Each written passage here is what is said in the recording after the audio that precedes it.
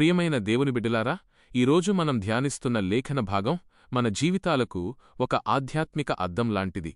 అద్దం మన ముఖం మీద ఉన్న మురికిని ఎలాగైతే మొహమాటం లేకుండా చూపిస్తుందో, ఈ వాక్యం కూడా మన ఆత్మస్థితిని అలాగే చూపిస్తుంది. అందరూ పాపం చేసి దేవుని మహిమను పొందలేకపోయారు అని లేఖనం చెబుతోంది. 1. సమానమైన స్థితి. లోకంలో ధనవంతులు, పేదవారు, చదువుకున్నవారు, చదువులేనివారు అని భేదాలు ఉండవచ్చు. కాని దేవుని శిలువ చెంతకు వచ్చేసరికి భూమి సమతలంగా ఉంటుంది. అక్కడ ఎవరూ గొప్పవారు కాదు, ఎవరూ తక్కువవారు కాదు. మన నేపథ్యం ఏదైనా, మన భక్తి మార్గం ఏదైనా దేవుని పరిశుద్ధమైన ప్రమాణంతో పోల్చుకున్నప్పుడు మనమందరం విఫలమైన వారమే. పాపమంటే కేవలం ఏదో తప్పు చేయడం మాత్రమే కాదు, మన సృష్టికర్త అయిన దేవునికి దూరంగా, ఆయన ఉద్దేశాలకు వ్యతిరేకంగా మన స్వంత ఇష్టానుసారంగా జీవించడమే. 2. భ్రమల తొలగింపు. నేను మంచివాడిని లేదా నీతిమంతుడిని అని మనం అనుకునే భ్రమలను ఈ వాక్యం పటాపంచలు చేస్తుంది. మన మంచి పనులు మనల్ని రక్షించలేవు.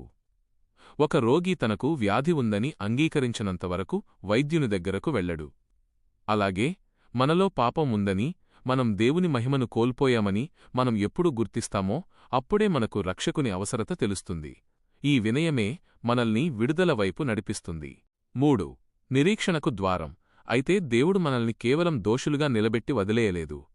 మనం రోగ నిర్ధారణ డయాగ్నోసిస్ విన్న తరువాత వైద్యుడు మందు ఇచ్చినట్లుగా మన పాపస్థితిని చూపించిన దేవుడే యేసుక్రీస్తు ద్వారా మనకు విముక్తిని ప్రసాదించాడు.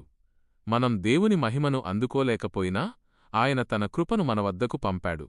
అర్హత లేని మనకు దేవుడు ఇచ్చే ఉచిత కానుక ఈ రక్షణ. మన అపరాధభావం నుండి, గతం నుండి మనల్ని విడిపించి తిరిగి దేవుని మహిమలో పాలుపొందే ధన్యులుగా ఆయన మనల్ని మారుస్తున్నాడు. ముగింపు. ఈ ఉదయం మన హృదయాలను పరీక్షించుకుందాం. మన స్వనీతిని విడిచిపెట్టి, ప్రభువా, నేను పాపిని, నీ కృప నాకు కావాలి అని అడుగుదాం. ఆ నిజాయితీగల ఒప్పుకోలే మనల్ని దేవునితో సమాధానపరుస్తుంది. ముగింపు ప్రార్థన.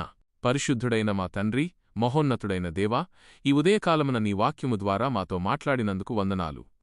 ప్రభువా, నీ పరిశుద్ధత ముందు మేము నిలబడలేమని, మా సొంత ప్రయత్నాలతో నీ మహిమను పొందలేమని ఒప్పుకుంటున్నాము. మా హృదయాలలో ఉన్న గర్వాన్ని, స్వనీతిని తొలగించండి. తండ్రి అయిన ఆ మహిమను తిరిగి యేసుక్రీస్తు శిలువ త్యాగము ద్వారా మాకు అనుగ్రహించినందుకు కృతజ్ఞతలు. మా పాపములను క్షమించి, నీ కృపద్వారా మమ్మల్ని నీతిమంతులుగా తీర్చి, నీ సాక్షులుగా జీవించే బలమును దయచేయండి. ఈ వాక్యము విన్న ప్రతి బిడ్డను దీవించి, నీ సమాధానముతో నింపమని వేడుకుంటున్నాము. మా రక్షకుడైన యేసుక్రీస్తు నామములో అడుగుచున్నాము తండ్రి, ఆమేన్.